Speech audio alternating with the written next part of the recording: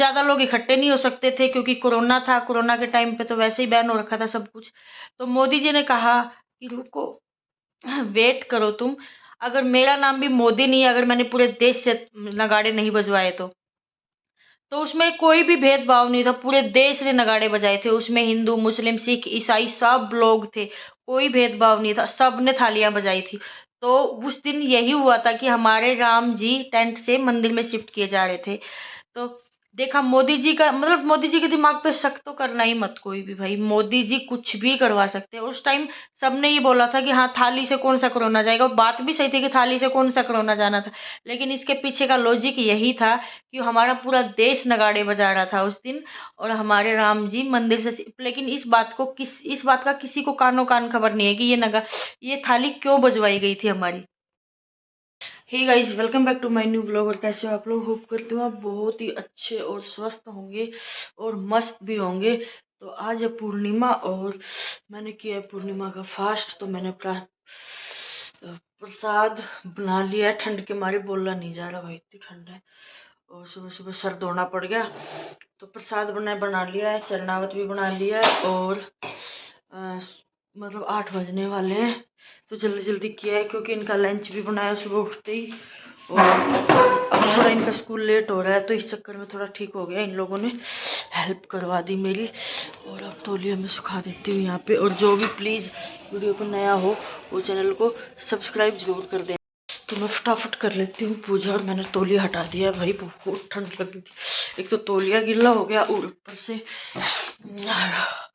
Shawl ले लेती हूँ कोई।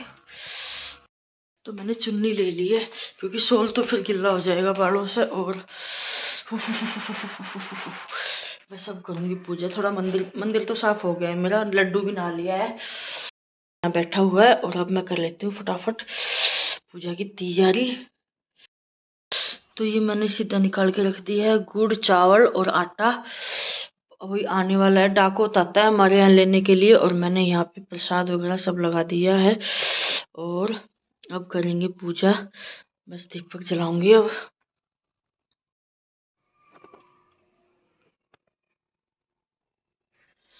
तो हमने कर दिया पूजा की तैयारी शुरू।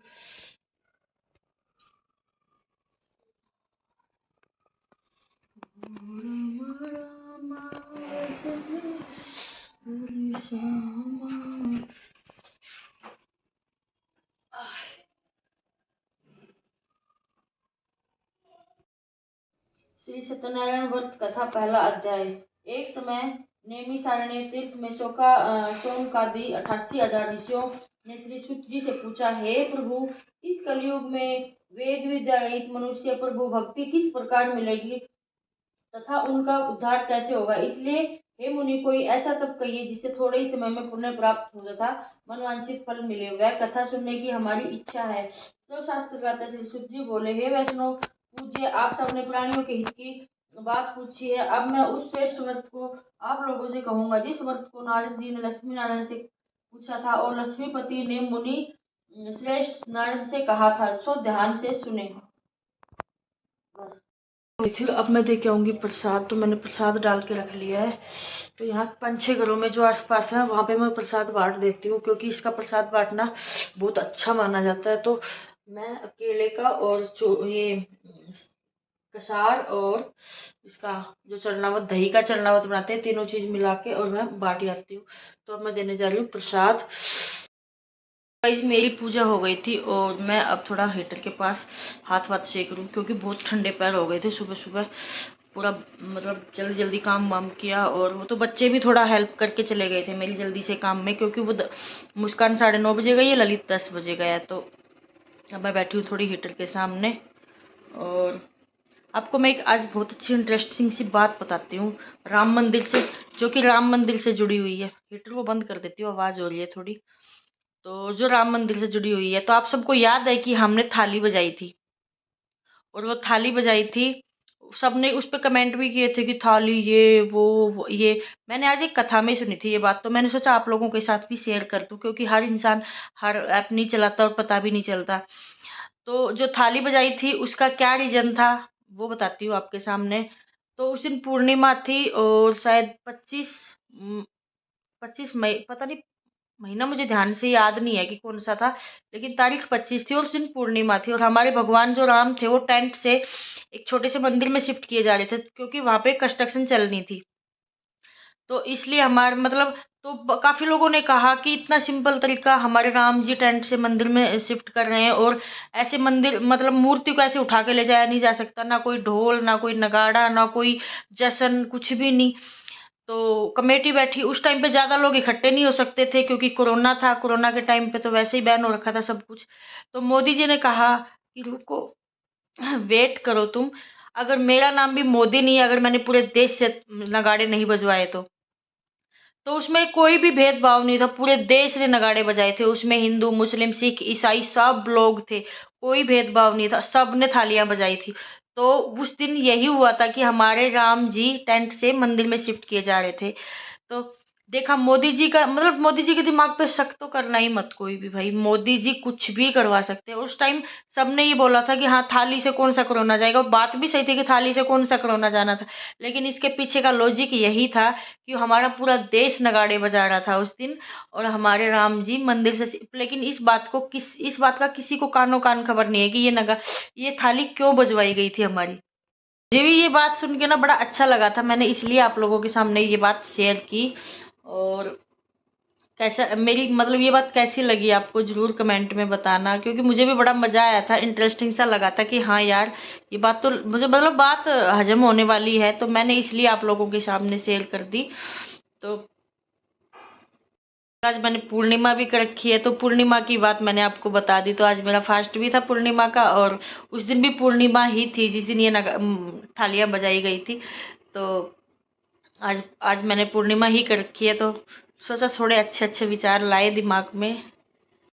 कभी कभी व्रत वडूले में इंसान को अच्छे अच्छे मतलब विचार लाने चाहिए। वैसे तो घर की बसड़ खत्म नहीं होती, सारा दिन ये वो इधर का उधर का, ये वो ये कह रहा ये वो कह रही, फलाना टिकड़ा, यही खत्म नहीं होते। ये गृहस्थ जीवन ना इतना गंदा है ना कि पूछो ही मत। पर जीना तो पड़ेगा, क्या करें, दुनिया में आए हैं तो सब कुछ करना पड़ेगा। और ये बात सच है कि कोई किसी का नहीं है, मतलब सामने कुछ है पीछे कुछ है, सामने कुछ है पीछे कुछ, मतलब कोई किसी का नहीं है भाई। सब दुनिया, सब एक पाखंड है, पूरा पाखंड है दुनिया। आज आप लोग सोच रहे होंगे कि इतने इतने अच्छे अच्छे विचार क्यों लुटा रही है तो मैं आज फ्री बैठी हुई हूँ, कोई नहीं है घर में, इसलिए सोचा कि थोड़े विचार लुटा दूँ तुम्हारे ऊपर, तुम भी सुन लो थोड़े से अच्छे अच्छे विचार। तो वही शाम का मैंने खाना बनाया है पूरी और आलू आलू मटर की सब्जी।